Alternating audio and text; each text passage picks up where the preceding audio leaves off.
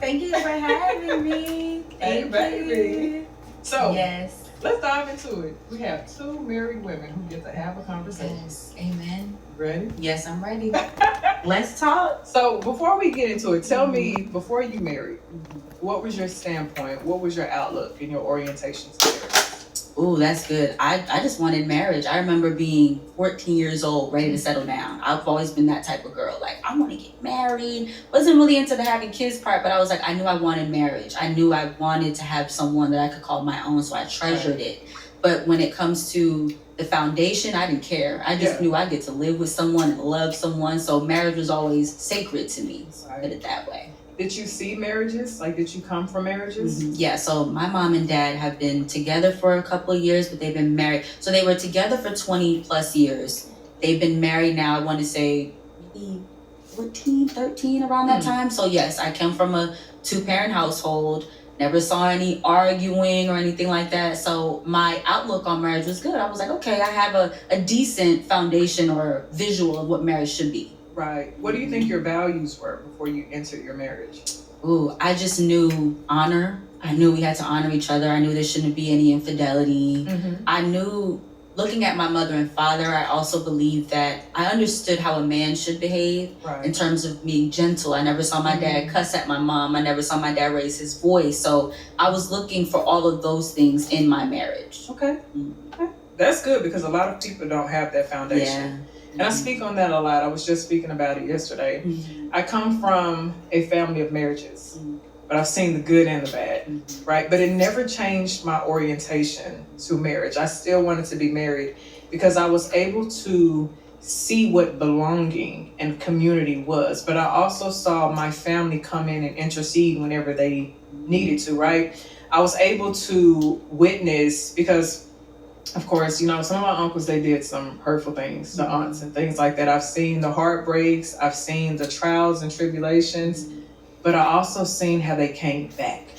And that was one thing that I always took notice of. It was more of an emphasis on that. What was the bounce back like? Now, of course, I come from a divorced mom and dad. I was really young when they divorced, and I watched my mom. It took her over 20 years to get past it. My dad cheated on my mom. He had an affair. He changed. And my mom didn't have those conversations. She actually protected him for a while from me knowing what really happened. And then when we had a deeper conversation a little later in life, actually right when I entered my 30s, when we had the conversation, she was honest about her part and she was honest about his part. But she had to get over that heartbreak first. It really hurt her because she wanted that. She wanted what marriage was, but she had her own problems because she was trying to protect herself. Unconsciously, she was doing so, right? She was protecting herself. She had like certain coping mechanisms and stuff like that were leaking into her marriage because she was trying to protect herself from being hurt like my aunts were by my uncles, which of course created a lot of demise in the marriage. But also, both of them raised in a church, being in a church, stuff like that. You know how it is, the church prioritizes marriage, right? And so sometimes it feels like you're forced into marriage, right? And I think that's what happened with both of my parents. They were young, right? And I think they felt like this is what we're supposed to do, which I believe that as well. But I don't think they took the time to really get to know each other. And so with her going through pregnancies and stuff, and my mom kind of had some controlling ways, him feeling like he was suffocated, plus he was still immature, he kind of made some mistakes. But even still, it never changed my outlook on marriage. It's like, I still want to be married. Right. One day. I still want to be married one day. Didn't think I was going to have kids.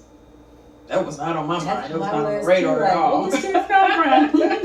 And I think just because, like, I saw the sacrifice my mom had to make, just as a single mother. And I knew that there was still a risk of being a single mother. Even if you do everything right, there was still a risk, which is why I think the problem is nowadays a lot of people are afraid of that. Yes.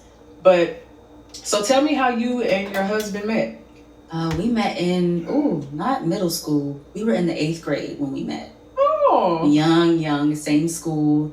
I remember I saw him in the gym that one day, light skin, curly hair. I was like, who is this? Baby, if you watching this, we got the same story. So, we met in high school. We became best friends. I'm sorry, 8th grade. We became really good friends. Now, it was always one of those things where, like, he wanted me, but I was in another relationship, a very tumultuous, heartbreaking relationship, broke me down to my core. I was depressed, all of that. And so, even though I was with the other person, my husband was always like, I'm here for you. Like, I want you. I knew he was there. But I think that at the time, I was afraid of the unknown. Even though I knew he was better, I'm here, it sucks, but it's familiar for me. Like, what if I go here and he does the same thing? I'm gonna stick with the demons I know. So that's how I was years. So me and that guy, I finally get to a place where I'm like, I can't do this no more. I'm better than this. We stopped talking. I remember praying